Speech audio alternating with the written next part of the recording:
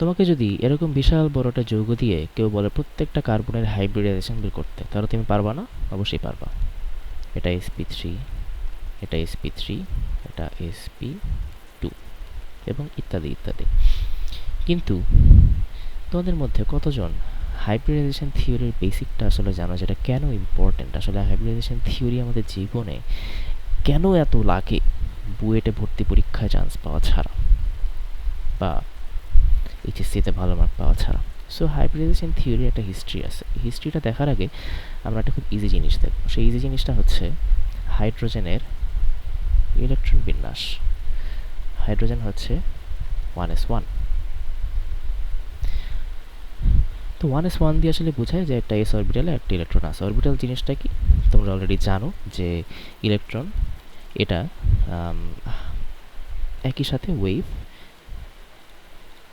এবং পার্টিকেল হিসেবে বিহেভ করে। সো এটা হচ্ছে ওয়েভ পার্টিকেল ডুয়ালিটি। সো ইলেকট্রনের এক্স্যাক্ট অবস্থানটা আমরা কখনো বের করতে পারি না। এটা হাইজেনবার্গ প্রিন্সিপাল থেকে আসছে, রাইট? হাইজেনবার্গ আনসার্টেনিটির ল থেকে আসছে। তো আমরা যেটা করতে পারি অ্যাট ম্যাক্স, সেটা হচ্ছে ইলেকট্রন কোথায় থাকতে পারে সেটা একটা প্রবাবিলিটি হিসাব করতে পারি। সো আমরা একটা প্রবাবিলিটিটা হিসাব করি। আমরা এরকম একটা ডিস্ট্রিবিউশন কার্ভ, ওটা রেডিয়াল ডিস্ট্রিবিউশন কার্ভ, সব ক্ষেত্রে রেডিয়াল ডিস্ট্রিবিউশন কার্ভ ইউজ করবো, ব্যাপারটা তা না। এবং রেডিয়াল ডিস্ট্রিবিউশন গ্রাফ থেকে একটা মোটামুটি আইডিয়া পাওয়া যায়। এখানে ধরো এখানে হচ্ছে সামেশন অফ সাই স্কোয়ার। এটা দিয়ে আসলে এক্স্যাক্টলি কী বোঝায় সেটা দেখাটা ইম্পর্টেন্ট না, বাট এটা দিয়ে বেসিক্যালি অরবিটাল যেহেতু সাই স্কোয়ার দিয়ে বোঝায় এটা জানো তোমরা। তো সামেশন অফ সাই স্কোয়ার এটার ভ্যালু দিয়ে আর কি কোথায় ইলেকট্রন পাওয়ার প্রবাবিলিটি খুব হাই এটা হিসাব করে বের করা যায়। সো এটা যদি ওয়ান এসের জন্য নেই, এটা কাইন্ড অফ এরকম হয়, এরকম একটা ডিস্ট্রিবিউশন কার্ভ থাকে। সো এই যে জায়গাটাতে একটা সার্টিন আর ভ্যালুর জন্য ইলেকট্রন পাওয়ার প্রবাবিলিটি খুব হাই থাকে, এই জিনিসটাকে আমরা বেসিক্যালি বলি যে ইলেকট্রনের ক্লাউড ডেন্সিটি বা ইলেকট্রন মেঘের ঘনত্ব। এবং ইলেকট্রনের ক্লাউড ডেন্সিটি অ্যারাউন্ড 90 to 95% যেখানে হয়, ওই রিজিয়নগুলোকে আমরা একটা অরবিটাল হিসেবে ডিনোট করি। এবং এস অরবিটাল যদি বলি তাহলে এস অরবিটালটা দেখতে অনেকটা এরকম ফুটবলের মতো হয়। এখানে 2 ডাইমেনশনাল, আমার পক্ষে অবশ্যই 3 ডাইমেনশনাল একে বোঝানো সম্ভব না, বাট এটা অনেকটা ফুটবলের মতো। এবং অফিসিয়ালি এটার গ্রামাটিক্যালি কারেক্ট নেম হচ্ছে স্ফেরিক্যাল। একটা স্ফেরিক্যাল শেপ থাকে। এই স্ফেরিক্যাল শেপে ইলেকট্রনগুলো ঘোরাফেরা করে। এক্স্যাক্টলি কোন সময় কোন জায়গায় থাকে এটা অবশ্যই বের করা সম্ভব না, কিন্তু আমরা একটা প্রবাবিলিটি বের করতে পারি যে এখানে থাকার প্রবাবিলিটি খুব হাই। সো 1s1 দিয়ে বেসিক্যালি এটাই বোঝায় যে হাইড্রোজেনের বাইরে এরকম একটা স্ফেরিক্যাল জায়গা আছে, যে স্ফেরিক্যাল জায়গাতে ইলেকট্রনের ওয়েভের ডেন্সিটি খুব হাই থাকবে। এখন হাইড্রোজেনের আমরা যদি বক্স ইলেকট্রন কনফিগারেশন আঁকি তাহলে এটা দেখতে অনেকটা এরকম হয়। এবং এখান থেকে বুঝতে পারতেছো যে এখানে একটা আনপেয়ার্ড ইলেকট্রন আছে। এখন আনপেয়ার্ড ইলেকট্রন থাকলে সেটাকে পেয়ার করাই হচ্ছে একটা কেমিক্যাল বন্ডের উদ্দেশ্য, বা একটা কেমিক্যাল বন্ডের উদ্দেশ্য হচ্ছে স্টেবিলিটি অর্জন করা। এবং বন্ড যখন পেয়ার হয় তখন স্টেবিলিটি আসলে বেশি থাকে। সো এই আনপেয়ার্ড ইলেকট্রনটাকে ও পেয়ার করার ট্রাই করবে এবং সেক্ষেত্রে ও হেল্প নেবে ওরই ভাই ব্রাদার আরেকজন হাইড্রোজেনের। সেই হাইড্রোজেনটাকে আমরা রেড হাইড্রোজেন দিলাম। সেই আরেকটা ভাই ব্রাদারের সাথে ও বন্ড তৈরি করার চেষ্টা করবে। কীভাবে বন্ড তৈরি করতে পারে? এরা প্রথমে কাছাকাছি আসবে। এই ধরো প্রথম একটা হাইড্রোজেনের এস অরবিটাল 1s অরবিটালটা এখানে দেখাইলাম, আর পাশের অরবিটালটা এখানে, অন্য হাইড্রোজেনটা 1s অরবিটাল এখানে আছে। এরা কাছাকাছি আসবে, কাছাকাছি এসে একটা সময় কানেক্টেড হয়ে যাবে। কানেক্টেড হয়ে একটা টাইমে এদের মধ্যে একটা কমন রিজিয়ন ফর্ম হবে। সেই কমন রিজিয়নটা কীরকম হবে? এইখানে এই যে কমন রিজিয়ন, এইটা হচ্ছে কমন রিজিয়ন ফর্ম হবে। এই কমন রিজিয়নে দুইটা হাইড্রোজেনেরই ইলেকট্রন ক্লাউডের অস্তিত্ব আছে।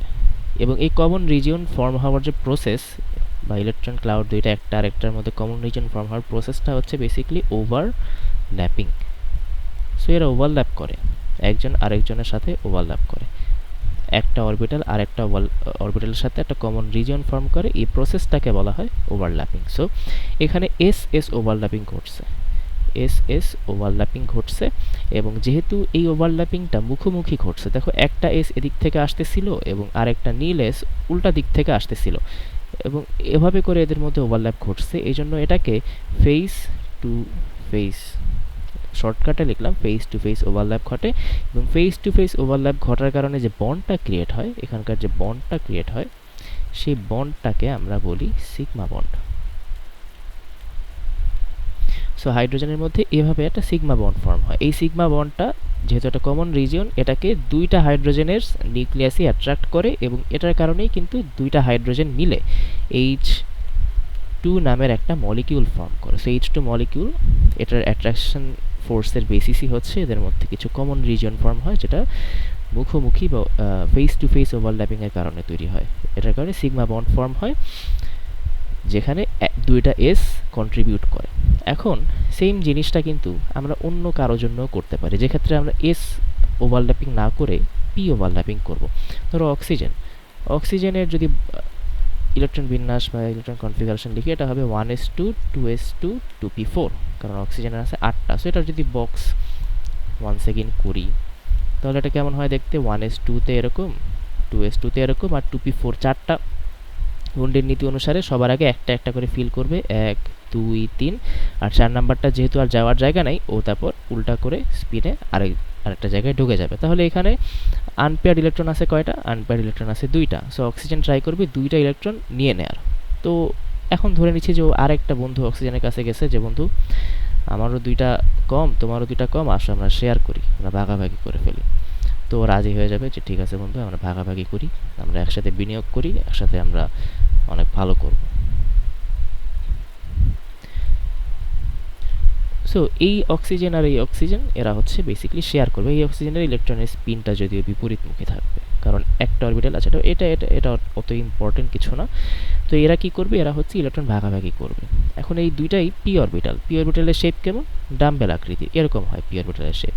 এরকম শেপ হওয়ার কারণ কি? কারণ হচ্ছে এই রিজিয়নটাতে, এখানে যে এই যে লোব ক্রিয়েট হয়েছে, এখানে দুইটা লোব ক্রিয়েট হয়েছে, এখানেই ইলেকট্রন পাওয়ার সম্ভাবনা সবচেয়ে বেশি, এই জন্য এরকম একটা শেপ ফর্ম হয়েছে। তাহলে এখানে যখন একটা অক্সিজেন আর একটা অক্সিজেনের সাথে কাছাকাছি আসবে, তখন আমরা ধরে নিই যে প্রথমে এই যে দুইটা অরবিটাল, এই দুইটা অরবিটালের মধ্যে একটা ওভারল্যাপ ঘটে। কিভাবে ঘটে আসলে একটু বোঝার ট্রাই করি। এখানে এই একটা অরবিটাল এবং পাশের লাল অরবিটালটা আগের মতো প্রসেসেই এখানে কিছু কমন রিজন ফর্ম করে। এখানে যে ফেস টু ফেস ওভারল্যাপটা ঘটছে, এটা একটা পি ওভারল্যাপ। তার মানে কি দুইটা পি অরবিটালের মধ্যে ওভারল্যাপ ঘটতেছে। এবং ওয়ান্স অ্যাগেন যেহেতু ফেস টু ফেস করতেছে, ফেস টু ফেস ওভারল্যাপ ঘটা মানেই হচ্ছে এখানে সিগমা বন্ড ফর্মেশন হয়। সো এখানে একটা অক্সিজেন আছে, এখানে একটা অক্সিজেন আছে, এই দুইটার মধ্যে একটা সিগমা বন্ড ফর্মেশন হয়ে গেছে। এখন একটা না হয় পেয়ার হয়ে গেল, এরা দুজন মিলে পেয়ার হয়ে গেল, এরকম একটা আর একটা বিপরীতমুখী স্পিনে এভাবে পেয়ার হয়ে গেল। কিন্তু আরেকটা বাকি আছে, তো ও কি করবে? এখন একটা জিনিস খেয়াল করে দেখো, পি অরবিটালগুলা কিন্তু একটা আর একটার সাথে 90 ডিগ্রি বা সমকোণে থাকে, রাইট? একটা যদি পি এক্স হয়, ধরো এখানে এভাবে আছে, এটা ধরো এক্স অ্যাক্সিস আর এটা হচ্ছে ধরো ওয়াই অ্যাক্সিস। তো এইটা হচ্ছে ধরো পি এক্স, তাহলে পি ওয়াইটা ওর সাথে 90 ডিগ্রিতে থাকবে, এটা হয়ে যাবে পি ওয়াই। আর পি জেডটা হবে এই যে তল, তোমরা যে স্ক্রিনে দেখতেছো, এই স্ক্রিন থেকে ইদার ভিতরের দিকে, মানে ফোন ফুটা করে ভিতরের দিকে চলে যাবে, অথবা ফোন থেকে তোমার মুখের দিকে 90 ডিগ্রিতে বের হয়ে আসবে। পি জেডটা এখানে দেখাইলাম না, বা যদি দেখাইতে চাও এটা কাইন্ড অফ এভাবে ডট ডট দিয়েও দেখাতে পারো, সেট পি জেডটা এভাবে থাকবে। সো অলরেডি একটা ওভারল্যাপ এখানে ক্রিয়েট হয়ে গেছে, এখানে একটা, বা আমরা এটা একটু ডটেড লাইন দিয়ে দেখাই তাহলে সুবিধা হবে। এখানে একটা অক্সিজেন আছে আর আরেকটা অক্সিজেন আছে নীল কালারের, এখানে একটা অক্সিজেন আছে। সো এদের মধ্যে একটা ওভারল্যাপ ঘটছে, সেই ওভারল্যাপটা হচ্ছে ফেস টু ফেস ওভারল্যাপ। এরকম একটা ফেস টু ফেস ওভারল্যাপ ঘটছে, বাট ওর 90 ডিগ্রি অ্যাঙ্গেলে আরেকটা পি অরবিটাল আছে, এবং ব্লু অক্সিজেনেরও 90 ডিগ্রি অ্যাঙ্গেলে আরেকটা ওভারল্যাপ আছে, সো আরেকটা পি অরবিটাল আছে। সো এদের মধ্যেও তো কিছু একটা করা দরকার। তখন ওরা যেটা করে, ওরা একটা প্রসেসের মধ্যে দিয়ে যায়, এটা হচ্ছে সাইড বাই সাইড ওভারল্যাপ, মানে পাশাপাশি ওভারল্যাপ। খেয়াল করে দেখো, ওরা কিন্তু সবসময় ট্রাই করবে সিগমা বন্ড ফর্ম করার, তার কারণ সিগমা বন্ডের শক্তি আসলে বেশি সবসময়, সিগমা বন্ডটা হচ্ছে পাওয়ারফুল। সো ওরা ট্রাই করবে সবসময় যে ফেস টু ফেস ওভারল্যাপ করার, কিন্তু এক্ষেত্রে করা যাচ্ছে না। এই যে এটা ধরো পি ওয়াই আর এটাও ধরো পি ওয়াই, ওদের মধ্যে যদি ফেস টু ফেস ওভারল্যাপ করা দরকার হইতো, তাহলে ওদের ওরিয়েন্টেশনটা হওয়া লাগতো হচ্ছে এরকম। বাট এরকম ওরিয়েন্টেশন তো সম্ভব না, এখন তো ওরা পাশাপাশি চলে আসছে। এরকম ওরিয়েন্টেশন যদি সম্ভব হতো, ওটা তো সম্ভব হতো, কিন্তু সেক্ষেত্রে দেখা যাইতো যে ইনিশিয়াল যে ফেস টু ফেস ওভারল্যাপ ওটা সম্ভব হতো না। সো অলরেডি যেহেতু ওভারল্যাপ আমরা করে ফেলছি ফেস টু ফেস, সেকেন্ডটা আর ওই একই ওভারল্যাপে যাইতে পারবে না। ওকে এবার যেটা করতে হবে সেটা হচ্ছে সাইড বাই সাইড ওভারল্যাপ, তাহলে পাশাপাশি ওভারল্যাপ করতে হবে। তাহলে এটা দেখতে কীরকম হবে, এটা হচ্ছে ওদেরকে বাধ্য হয়ে এরকম একটু বাঁকাতারা হয়ে ওভারল্যাপ করতে হয়েছে, লোবগুলো একটু ডিস্টর্টেড হয়ে যাচ্ছে, কাইন্ড অফ এরকম হয়ে যাচ্ছে। তো ওদের আর কি প্রবাবিলিটি ডিস্ট্রিবিউশন করলে অনেকটা এরকম একটু বাঁকা হয়ে যায় আর কি অরবিটালগুলো। তো এখানে যে বন্ডটা ফর্ম হয় এই বন্ডটার নাম তোমরা সবাই জানো, অনেকেই শুনছো, এটাকে বলা হয় পাই বন্ড। পাই বন্ড কখন ফর্ম হয়? যখন পাশাপাশি অধিক্রমণ ঘটে। ওভারল্যাপের বাংলা হচ্ছে অধিক্রমণ, আর সাইড বাই সাইড হচ্ছে পাশাপাশি। সো পাশাপাশি অধিক্রমণ। আর ফেস টু ফেস বা মুখোমুখি অধিক্রমণ ঘটলে সিগমা হয়। এটা এই ক্ষেত্রে কি হয়? এটা হচ্ছে মুখোমুখি, বাংলায় বললে মুখোমুখি। তাহলে একটা জিনিস খেয়াল করে দেখো, যখন একটা বন্ড ছিল ধরো হাইড্রোজেনের ক্ষেত্রে, তখন ওটা সিগমা ছিল। যখন দুইটা বন্ড ফর্ম হয়ে গেল তখন একটা সিগমা আর একটা পাই। এখন তোমার মনে হতে পারে ভাই এখানে তো দুইটা পাই আছে, এখানে একটা আছে, এখানে একটা আছে। ওয়েল নো, এটা একটাই বন্ড, কারণ একই তো অরবিটাল, দুইটা অরবিটালের মধ্যে বন্ড তো দুইটাই হবে, বন্ড তো একটাই হবে। সো একটাই বন্ড, ওটা হচ্ছে পাই। এবং ইন্টারেস্টিংলি একটা জেড বাকি আছে না, অক্সিজেনের ক্ষেত্রে না হয় জেডটা কাজে লাগতেছে না, বাট জেড তো একটা বাকি আছে। ওই জেডটা যদি কখনো রিয়াকশন করে, মানে যখন তিনটা বন্ডস যদি ফর্ম হয়, তাহলে একটা সিগমা হয় আর ওই দুইটা জেডও ওদের মধ্যে এরকম বাঁকাতারা হয়ে একটা পাই বন্ড ফর্ম করে। চারটা হইলে আবার পাই থাকে না, তখন একটা স্পেশাল টাইপের বন্ড হয়, ওটাকে ওদিকে গেলাম না। সো এটা এটা তোমরা দেখে আসো যে একটা একটা থাকলে সিগমা হয়, দুইটা থাকলে পাই হয়, বাট এটা কাইন্ড অফ এই কারণে হয় যে ও ট্রাই করতো সিগমাই করার, কিন্তু সিগমা আর কয়টা করবে, একটা তো করে ফেলছে। আচ্ছা, এখন একটু মজার জিনিস দেখি, সেটা হচ্ছে আমি যদি তোমাকে এস অরবিটাল আঁকতে বলি, এস অরবিটাল তুমি এভাবে আঁকবা যে ভাই এরকম হয়। আমি যদি তোমাকে পি অরবিটাল আঁকতে বলি, তাহলে তুমি ধরো এটার মধ্যেই পি অরবিটালটা আঁকবা এইভাবে। ধরো এটা 2s আর এটা হচ্ছে 2p। এখন পি অরবিটালে ইলেকট্রনটা একটু ডিসপার্সড না, একটু ছড়ানো। যখন ডিসপার্স থাকবে তখন এটার লেংথটা বেড়ে যায়। দেখো পি অরবিটালের লেংথটা কিন্তু অনেক বড়, এটার ধরো এলপি। আর এস অরবিটালের যে লেংথ বা দৈর্ঘ্য সেটা কি? সেটা হচ্ছে ধরো ওর যে এইখানে যে ডায়ামিটারটা, এটা হচ্ছে এল এস। তো এখান থেকে ক্লিয়ারলি বোঝা যাচ্ছে যেহেতু পিটা একটু বেশি ডিসপার্সড, এজন্য এলপি এর লেংথটা এল এস এর চেয়ে বেশি, মানে এলপি এর মানটা এল এস এর চেয়ে বেশি। এটার এই একই কারণে যখন পাশাপাশি অধিক্রমণে বা সরি মুখোমুখি অধিক্রমণে দুইটা পি এর মধ্যে ওভারল্যাপ ঘটে, তখন এদের মধ্যকার যে বন্ড লেংথ এল ধরো পিপি, সেটা দুইটা এস এর মধ্যকার যে বন্ড লেংথ ধরো এল এস এস, এটার চেয়ে বেশি হয়। সেখান থেকে কি লেখা যায় যে L PP is greater than L S S. এখন কেউ যদি জিজ্ঞেস করে যে ভাই আমি যদি একটা পি আর একটা এস নেই তাহলে কি ঘটবে? এইখানে ধরো একটা পি আছে আর পাশে একটা এস আছে, এদের মধ্যে যদি হচ্ছে একটা এস পি ওভারল্যাপ করি তখন কি হবে? Very good question. তাহলে এটা একটা ইন্টারমিডিয়েট, রাইট? এটা হচ্ছে এস এসও না, পিপিও না, কোনো এক্সট্রিমিটিতে নাই, এরা মাঝামাঝিতে আছে। এরা কারোর সাথেই শত্রুতা নাই, আবার কারোর সাথেই খুব ঘনিষ্ঠতা নাই। তো ওরা কী করবে, এস এস যেটা এটার চেয়ে একটু বড় হবে, কারণ ওর ক্ষেত্রে একটা পি আছে, আবার পিপি যেটা ওটার চেয়ে একটু ছোট হবে। সো এইটা হবে বন্ড লেংথের সিরিজটা। সো এই সিরিজটা তোমরা অনেকে পড়ছো। এনিওয়েজ, সো নেক্সট আমরা যেটা নিয়ে কাজ করব সেটাতে এসপি আছে, মানে সবগুলো এসএস বা সবগুলো পিপি না, এখানে এসপি আছে। ধরো মিথেন নিয়ে কাজ করলাম, মিথেন নিয়ে কাজ করব। মিথেন নিয়ে যখন কাজ করব তখন কার্বনের উত্তেজিত অবস্থায় বক্স ইলেকট্রন বিন্যাসটা আমি একটু লিখি আবার এরকম উত্তেজিত অবস্থায়। সো 1s ছিল 2, 2s ছিল 2 আর 2pতে ছিল দুইটা, যার মধ্যে এটা এখানে চলে যায়। সো 2s 2 না, 2s এখন একটা, এটা চলে গেছে এখানে, ধরো এইভাবে। এখন এটা হচ্ছে এস, এটা পি, এটা পি, এটা পি। কার্বনের সাথে হাইড্রোজেন আছে 4টা। তো এখানে হাইড্রোজেনে তো শুধুমাত্র এসই থাকে, হাইড্রোজেনে অত ঝামেলা নাই। হাইড্রোজেনের এই এসটা কি করবে, এই এস এর সাথে একটা ওভারল্যাপ করবে। আরেকটা হাইড্রোজেন চলে আসছে, ওর এসটা কি করবে, এই পি এর সাথে একটা ওভারল্যাপ করবে। আরেকটা হাইড্রোজেন আসছে, ওর এস অরবিটাল, এই গোল গোলগুলো কিন্তু এস অরবিটাল, এখানে অক্সিজেন টক্সিজেন কিছু না, এই এই এস অরবিটালটা ওর সাথে ওভারল্যাপ করবে। আরেকটা হাইড্রোজেন চলে আসছে, ওর এস অরবিটালটা এই আরেকটা যে পি আছে এটার সাথে ওভারল্যাপ করবে, রাইট? এখন এটা যদি ডায়াগ্রাম আঁকি, একটা মোটামুটি একটা মানে বোঝার জন্য একটা ডায়াগ্রাম আঁকি। মাঝখানে ধরো কার্বন দিলাম, এইখানে ধরো কার্বন দিলাম, কার্বনের সাথে এখানে মনে করো যে এস অরবিটালটা এখানে আছে, পি অরবিটাল একটা আছে এখানে, একটা আছে এখানে। আচ্ছা, এটা একটু বাঁকা বুকা হয়ে গেছে, এটা আছে ধরো এভাবে, আর এটা আছে এভাবে। এটা পাশে দিছি, বাট এটা আসলে পাশে থাকে না, সবগুলা কাইন্ড অফ এরকম থাকে, এখানে একটা, এখানে একটা, আর একটা এদের সাথে 90 ডিগ্রি, বাট এটা বেশি গোজামিল হয়ে যায়, মানে এটা হিজিবিজি হয়ে যায় না দিয়ে ওভাবে বোঝানোর জন্য, বোঝানোর সুবিধার্থে। এটা কিন্তু পাশে থাকে না, মাঝখানেই থাকে। তো এই কার্বনের সাথে এই হাইড্রোজেনের একটা ওভারল্যাপ ঘটে, এখানে একটা এস এস ওভারল্যাপ ঘটছে, এইটার সাথে আরেকটা ওভারল্যাপ ঘটে, হাইড্রোজেনের এখানে এস পি ওভারল্যাপ ঘটছে, এখানে আরেকটা ওভারল্যাপ ঘটে, এস পি একটা ওভারল্যাপ, এখানে আরেকটা, ফাইনালি আরেকটা এস পি ওভারল্যাপ ঘটে।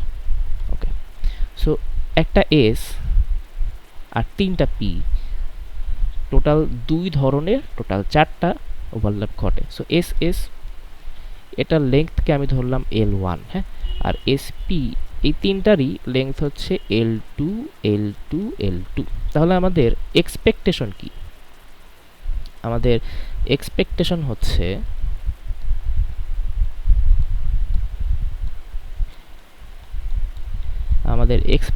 হচ্ছে যে CH4 এটার যে 4টা ডিফারেন্ট বন্ড আছে তার মধ্যে 3টা বন্ড আইডেন্টিক্যাল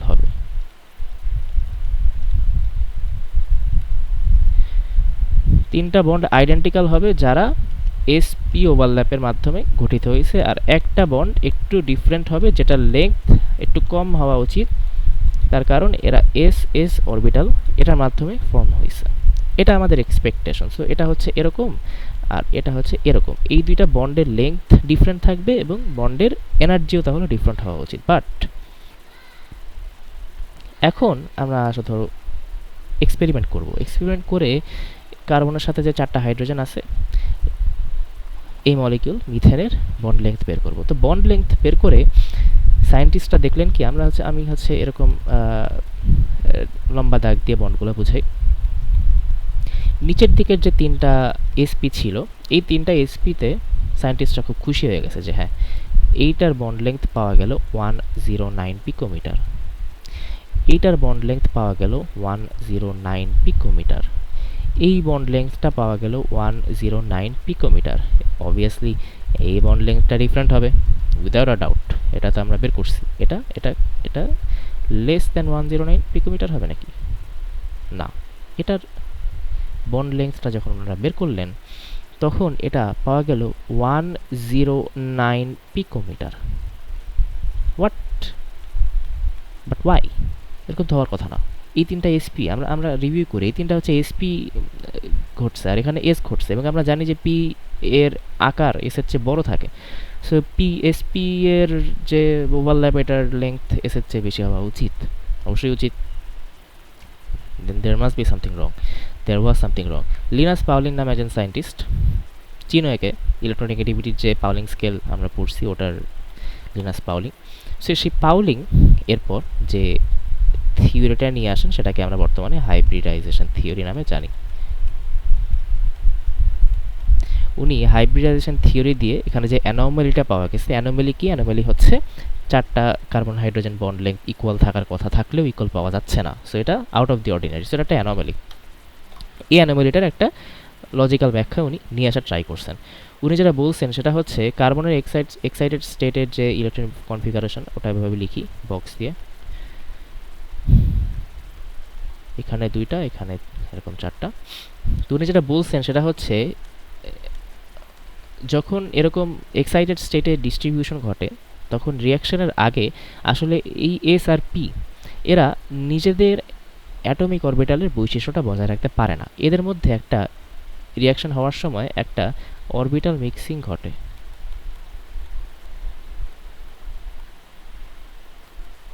এদের মধ্যে একটা অরবিটাল মিক্সিং ঘটে। অরবিটাল মিক্সিং ঘটে নতুন ধরনের কিছু অরবিটাল ফর্ম হয়, যাদের শেপটা অনেকটা এরকম হয়, একটু উইয়ার্ড। মানে এদের ধরো মাথাটা একটু ছোট, যে বেইম্যাক্সের মতো অনেকটা, মাথাটা ছোট বাট বডিটা বিশাল বড়। সো এইরকম কিছু অরবিটালস ফর্ম হয়। এই অরবিটালসগুলো যেহেতু অরবিটাল মিক্সিং ঘটছে, মানে মিক্সিং মানে কি, একটা এস এর সাথে 3টা পি, এটা মিক্সিং ঘটছে। সো মিক্সিং ঘটে যে অরবিটালগুলো ফর্ম হয় সেগুলোকে হাইব্রিড অরবিটালস বলে। হাইব্রিড অরবিটালস এরা হয় ইকুয়াল ইন নাম্বার। তার মানে কি, তার মানে যে কয়টা অরবিটাল মিলে এই হাইব্রিড অরবিটালগুলো ফর্ম হয়েছে, ইকুয়াল ইন নাম্বার, যে কয়টা অরবিটাল মিলে হাইব্রিড অরবিটালগুলো ফর্ম হয়েছে ঠিক সেই কয়টা হাইব্রিড অরবিটালই ফর্ম হয়। সো এখানে 4টা হবে। আচ্ছা, ছবি একটু এরকম হবে, হ্যাঁ, এরকম কাইন্ড অফ, মানে 2টা লোব থাকবে, একটা লোব আর একটা লোব হচ্ছে সিগনিফিকেন্টলি লার্জার থাকবে। এবং যেহেতু এরা 4টা অরবিটাল থেকে ফর্ম হয়েছে, একটা এস আর 3টা পি, এই জন্য এদের নাম্বার হবে 4টা, মানে 4টা থাকবে। এবং এদেরকে বলা হয় sp3 হাইব্রিডস। এরা হবে sp3 হাইব্রিডস। এবং sp3 হাইব্রিডসের বিশেষ বৈশিষ্ট্য হচ্ছে sp3 হাইব্রিডস যে 4টা ফর্ম হয়, এই 4টা আইডেন্টিক্যাল হবে। মানে এরা দেখতে একই রকম থাকবে, এদের এনার্জি সেম থাকবে, এদের জন্য এল বা লেংথ এটা সেম থাকবে। সো বন্ড এনার্জি সেম থাকবে এবং এদের লেংথ সেম থাকবে। সাইজ শেপ তো অবভিয়াসলি সেম, কমন শেপ তো এইটা। সো এরা সংখ্যায় অ্যাটমিক অরবিটাল যে কয়টা ছিল তাদের সমানই হবে, কিন্তু এই হাইব্রিড অরবিটালগুলোর শেপ বা সাইজ কোনোটাই অ্যাটমিক অরবিটালের সাথে মিলবে না। এবং এরা ইকুয়াল ইন নাম্বার থাকবে, এরা একজন আরেকজনের সাথে এনার্জিও সেম থাকবে, লেংথও সেম থাকবে, দেখতে সেম থাকবে, সাইজ শেপ সব কিছু সেম থাকবে। এখন এই প্রবলেমটা সলভ হয়ে যায়। এখন তাহলে খেয়াল করে দেখো, কার্বনে হাইব্রিডাইজেশন ঘটছে। দেখো একটু একটু ব্যাকে যাই, যেহেতু এখানে 4টা ইলেকট্রন আছে, আমরা এখানে একটা ডট দিয়ে 4টার ভিতরে একটা একটা করে ইলেকট্রন দেখাই দিই। যদিও এখানে পার্টিকেল ইলেকট্রন আসলে পার্টিকেল হিসেবে থাকে না, বাট এক্সপ্রেস করার জন্য লিখলাম। এখন এখন তাহলে যদি কার্বনের ডায়াগ্রাম আবার আঁকি, তাহলে কীরকম হবে, এটা ছোট লোব, এখানে একটা বড় লোব, এটা ছোট লোব, এখানে একটা বড় লোব, এটা ছোট লোব, এখানে একটা বড় লোব, এটা ছোট লোব, এখানে একটা বড় লোব। এটা আসলে এরকম হয় না, অবভিয়াসলি বুঝতে পারতেছে যে এখানে ছোট লোব, এভাবে বড় লোব, এভাবে থাকে, মানে এটা মাঝামাঝি ভিতরে চলে যায়, বাট এক্সপ্রেস করার জন্য ভাবে লিখলাম। এবং এই ছোট লোব আর বড় লোব এটার সাথে হাইড্রোজেনে যেহেতু কেবলমাত্র একটা অরবিটালই থাকে, অ্যাটলিস্ট 2টা অরবিটাল লাগে হাইব্রিডাইজেশন হওয়ার জন্য, বাট হাইড্রোজেনে যেহেতু একটা অরবিটালি রিয়াকশন করতেছে বা একটা অরবিটালি বন্ড ফরমেশন করতেছে, ওখানে কোনো হাইব্রিডাইজেশন ঘটে না।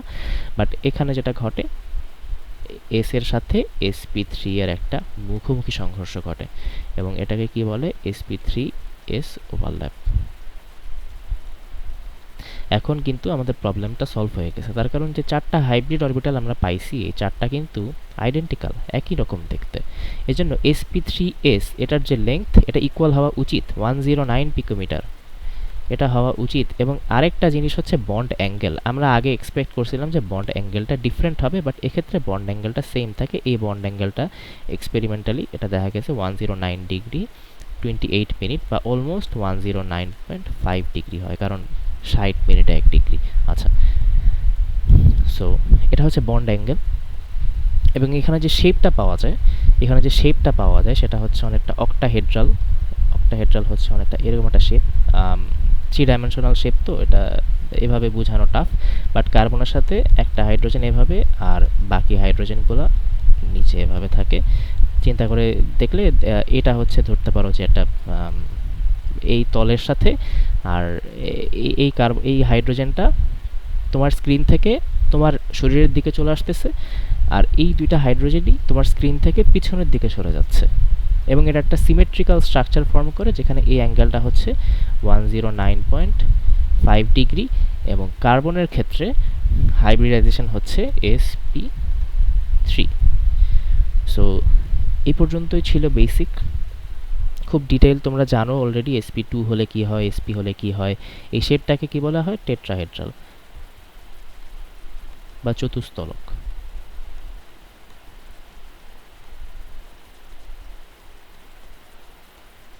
বা চতুস্তল। সো তোমরা অলরেডি অনেক ডিটেইলস জানো, হাইব্রিডাইজেশনের নাম্বার বের করতে জানো, কোন হাইব্রিড হইলে কোন শেপ হয়, সব কিছুই জানো। আমার একটাই উদ্দেশ্য ছিল যে তোমাদেরকে এটা বলো যে হাইব্রিডাইজেশন থিওরিটা আমাদের কেন লাগলো। সো ভিডিওটা দেখার জন্য ধন্যবাদ।